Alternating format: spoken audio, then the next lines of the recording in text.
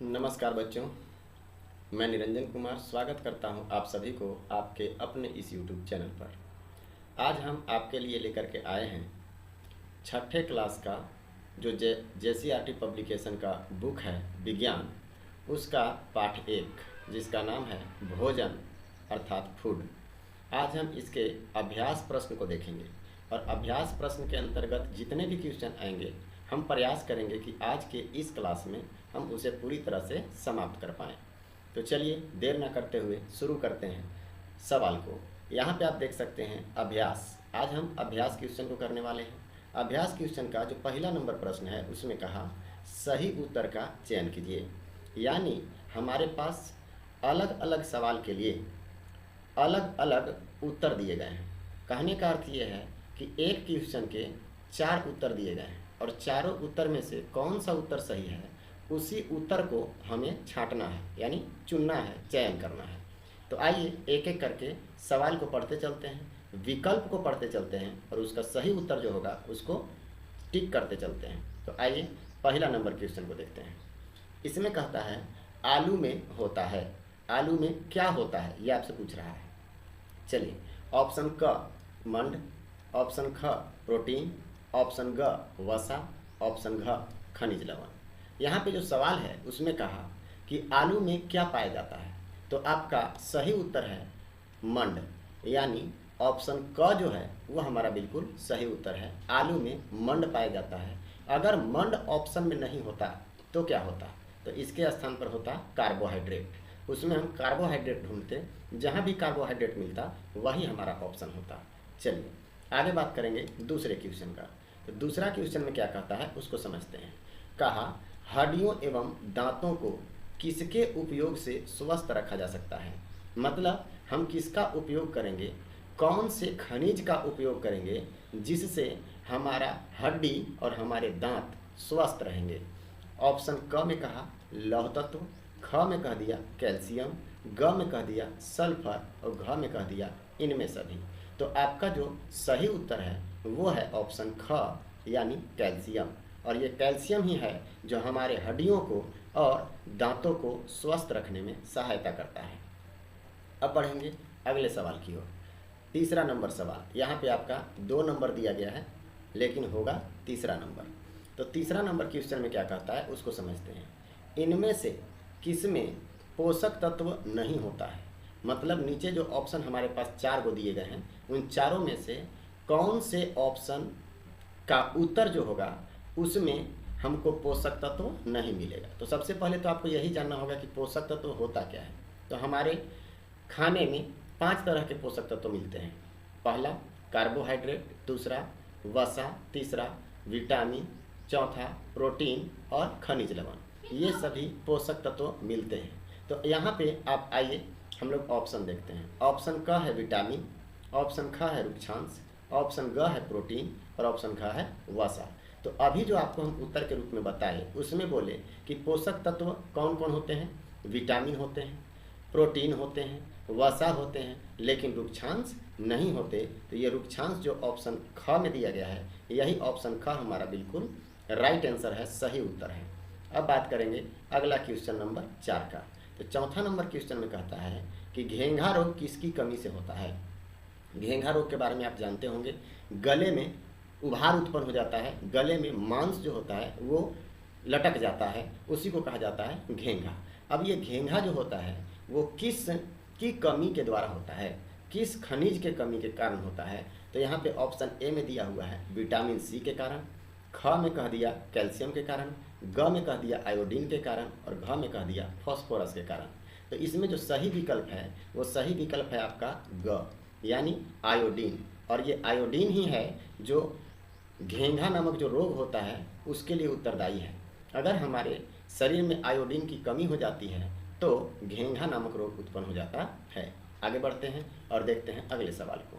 सवाल नंबर 5, इसमें कहा कि निम्नलिखित में किस खाद्य पदार्थ में विटामिन और खनिज लवण प्रचुर मात्रा में मौजूद होती हैं। मतलब नीचे जो हमारे पास विकल्प दिए गए हैं उसमें से कौन सा खाद्य पदार्थ ऐसा है जिसमें प्रचुर मात्रा में विटामिन और खनिज लवण मिलते हैं।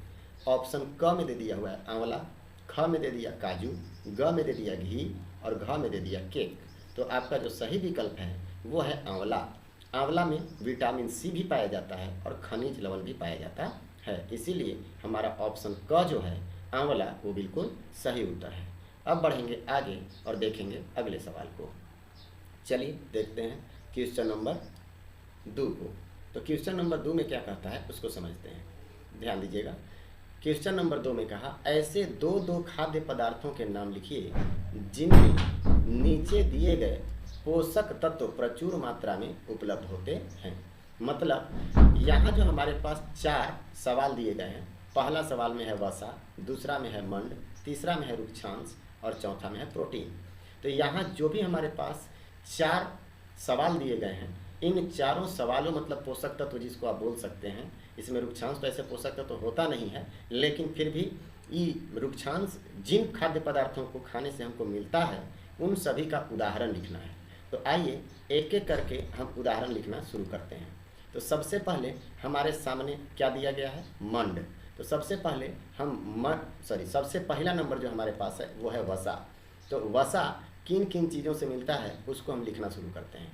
तो वसा जो मिलता है वो मिलता है घी से, घी में वसा मिलता है, और आप बोल सकते हैं तेल से वसा मिलता है, घी और तेल से वसा मिल जाएगा। 2 उदाहरण हो गया। अब हम बात करेंगे मंड किससे मिलता है। तो मंड देखिएगा चावल से मिलता है। किससे मिलता है, चावल से। चावल में आपको मंड मिलेगा। और किस में मंड मिलेगा, तो आलू में मिलेगा, आलू में मिल जाएगा, शकरकंद में मिल जाएगा, ये सब में आपको मंड मिल जाएगा। 2 उदाहरण इसका भी हो गया। अब रुक्षांश किस में मिलता है, रुक्षांश किससे, किसको खाने के बाद हमको रुक्षांश मिलेगा। तो याद रखिएगा ये है साबुत अनाज। नाम जानते हैं आप, साबुत अनाज। ये साबुत अनाज होता क्या है, साबुत अनाज का मतलब होता है मोटे अनाज, जैसे चावल हो गए, गेहूं हो गए, ठीक है। अनाज थोड़ा सा ठीक से लिख देते हैं।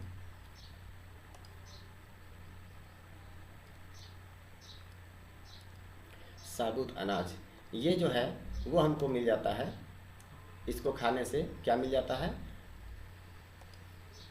इसको खाने से हमको मिल जाता है रुक्षांश। अब और बात कर लें कि अगर ये तो साबुत अनाज खाने से मिल ही जाएगा, और कुछ तो दालें, दाल जो होते हैं उसको भी खाने से हमको रुक्षांश मिल जाता है। 2 उदाहरण इसका भी हो गया। अब बात करेंगे प्रोटीन का।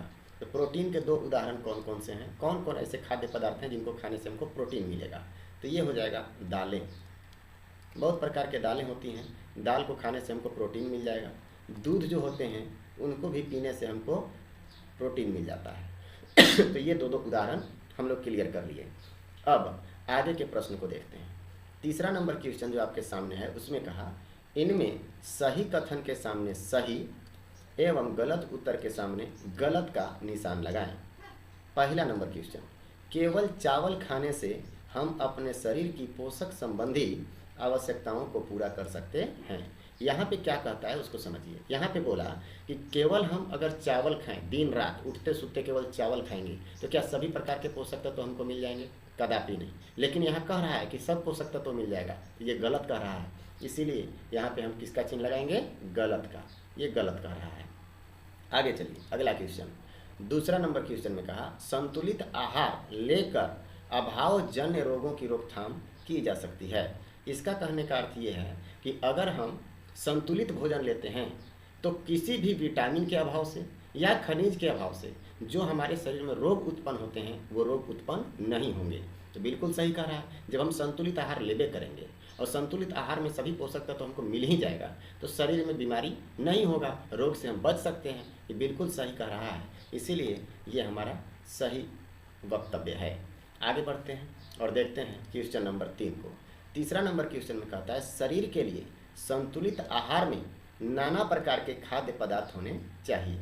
मतलब संतुलित आहार के रूप में जब हम कोई चीज़ खाते हैं तो क्या एक ही प्रकार की चीज़ों को खाते हैं, नहीं, अलग अलग प्रकार की चीज़ों को खाते हैं। नाना प्रकार के मतलब अलग अलग प्रकार के खाद्य पदार्थों को खाते हैं। तो हाँ बिल्कुल सही जवाब है, अलग अलग प्रकार के खाद्य पदार्थों को खाते हैं। तो ये हमारा बिल्कुल सही वक्तव्य है, सही वाक्य है, बिल्कुल सही है। आगे चलते हैं और देखते हैं सवाल नंबर 4 को। इसमें कहता है शरीर को सभी पोषक तत्व उपलब्ध कराने के लिए केवल मांस पर्याप्त है। अगर हम हमारे शरीर में सभी पोषक तत्व चाहिए तो केवल मांस खाने से सभी पोषक तत्व मिल जाएगा? कभी नहीं मिलेगा। और जब कभी नहीं मिलेगा, सभी प्रकार के पोषक तत्व नहीं मिलेगा, तो यहाँ कह रहा है चौथा नंबर में कि सभी प्रकार के पोषक तत्व केवल मांस खाने से मिल जाएगा, तो ये बिल्कुल गलत है। ये आपका चौथा नंबर जो वाक्य था, वक्तव्य था, कथन था, ये गलत है। अब आगे के सवाल को देखेंगे कि आगे के सवाल में हमसे क्या पूछा गया है।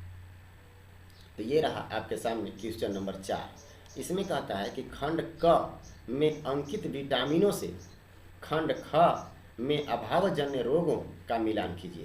कहने का अर्थ ये है कि खंड क में आपको विटामिन दिया गया है, अब खंड ख में इस विटामिन के अभाव से होने वाले रोग दिए गए हैं, तो अब आपको मिलान करना है।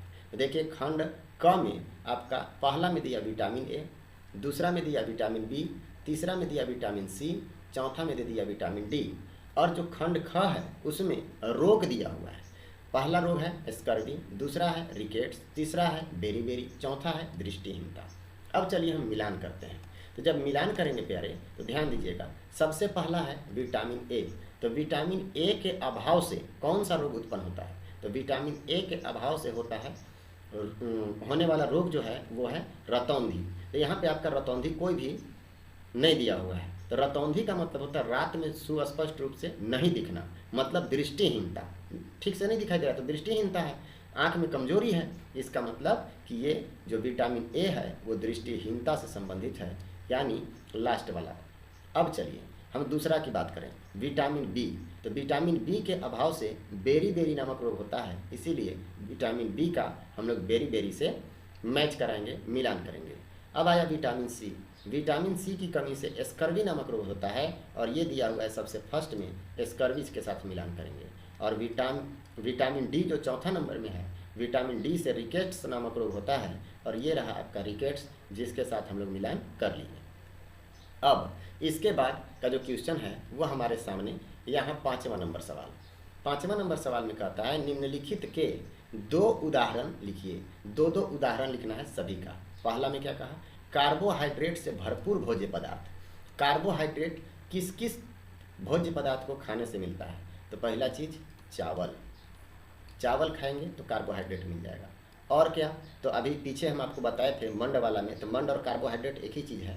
तो चावल और आलू आप खा लें या शकरकंद खा लें, बात एक ही है। चाहे चावल और आलू खा लीजिए, शकरकंद खा लीजिए, या फिर आप और भी चीज़ें खा सकते हैं, जैसे गेहूं वगैरह खाइएगा तो उससे भी आपको कार्बोहाइड्रेट मिलेगा। अब चलिए दूसरा नंबर जो क्वेश्चन है उसमें क्या कहा? विटामिन सी से परिपूर्ण भोज्य पदार्थ। विटामिन सी से परिपूर्ण भोज्य पदार्थ मतलब कौन कौन ऐसे खाद्य पदार्थ हैं जिनको खाने से हमको विटामिन सी भरपूर मात्रा में मिलेगा? तो वो होगा प्यारे नींबू। नींबू खाइए, विटामिन सी मिल जाएगा। या इसी के स्थान पर अगर और कुछ खाना चाहते हैं तो खा सकते हैं संतरा, इमली खा सकते हैं। कोई भी चीज़ जो खट्टा होता है उसको आप सेवन करेंगे तो विटामिन सी आपको मिल जाएगा। टमाटर खाने से भी आपको मिल जाता है। अब आगे बात करते हैं अगले सवाल नंबर 3 के। इसमें कहता है लौह तत्व से युक्त भोज्य पदार्थ। लौह तत्व से युक्त भोज्य पदार्थ कौन कौन सा है? किसको खाने से हमको लौह तत्व ज़्यादा मिलता है? तो याद रखिएगा, सबसे पहले तो आपको पालक खाना चाहिए। पालक में लौह तत्व अधिक मात्रा में पाए जाते हैं। इसके बाद क्या खाने से हमको लौह तत्व ज़्यादा मात्रा में मिलेगा? तो एक तो पालक हो गया, और दूसरे नंबर में जो होगा वो, अगर आप क्या बोलें उसको, लौह तत्व के रूप में अगर चाहिए तो आप सेव खा सकते हैं। सेव में भी लौह तत्व बहुत ज़्यादा मात्रा में पाया जाता है। अगर आपके शरीर में कमजोरी है तो आप सेव खा सकते हैं, और सेव खाने से आपके शरीर में आयरन की कमी जो होगी वो दूर हो जाएगी, और आप अपने आप को एनर्जीवान महसूस करेंगे, मतलब एक्टिव महसूस करेंगे। अब बात करेंगे अगले सवाल का, क्योंकि 2 उदाहरण होता चला जा रहा है। चौथा नंबर क्वेश्चन जो है उसमें कहा अत्यधिक रुक्षांश स्रोत वाले भोज्य पदार्थ। रुक्षांश हमको किससे मिलता है? तो रुक्षांश मिलता है, आपको बताए थे अभी, साबुत अनाज से। साबुत अनाज, ये साबुत अनाज क्या होता है आपको बताए थे अभी। मोटे अनाज जो होते हैं जैसे चावल, गेहूँ, मक्का, बाजरा, ये सब जो हैं वो आपके साबुत अनाज हो जाते हैं। इससे रुक्षांश मिलता है। और क्या और किससे रुक्षांश मिलेगा? तो दाल वगैरह का यूज करेंगे उससे भी मिलेगा, या फिर आप जो हरी पत्तेदार सब्जियां होती हैं उसको भी खाइएगा तो आपको अत्यधिक मात्रा में रुक्षांश प्राप्त हो जाएगा। अब 5वां नंबर क्वेश्चन क्या कहता है? कहता है खनिज तत्वों की कमी से होने वाले रोग। खनिज जो होते हैं उन तत्वों से जो उन तत्वों की कमी से जो रोग होने वाला है वो क्या है? तो खनिज के रूप में एक नाम आप सुने होंगे आयोडीन। तो आयोडीन की कमी से कौन सा रोग होता है? घेंघा। तो पहला खनिज की कमी से होने वाला रोग घेंघा हो गया। दूसरा आप लोग नाम सुने होंगे, ये हो गया घेंघा पहला। और दूसरा आप लोग कभी सुने होंगे कि एक तो घेंघा हो गया जो आयोडीन की कमी से हो जाएगा, और कौन से खनिज से कोई दूसरा मतलब रोग होता है खनिज के कमी से।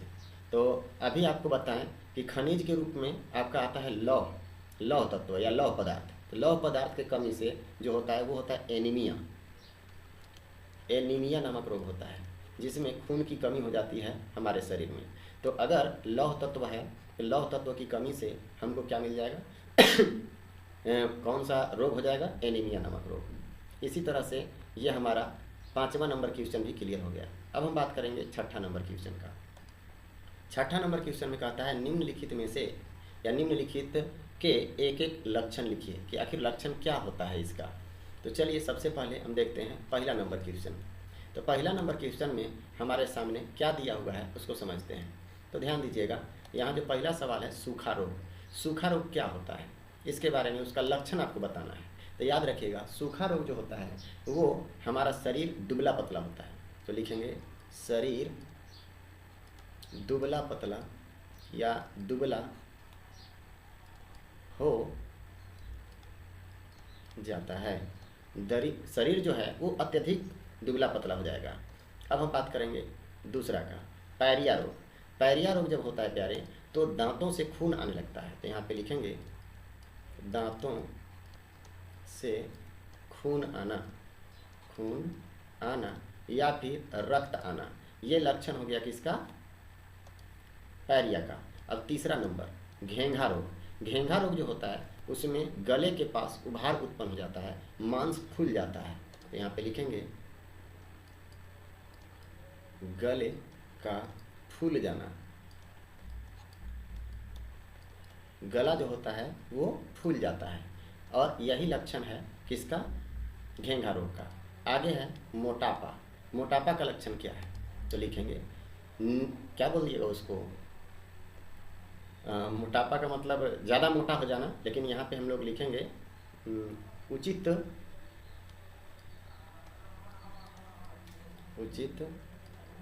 मात्रा से अधिक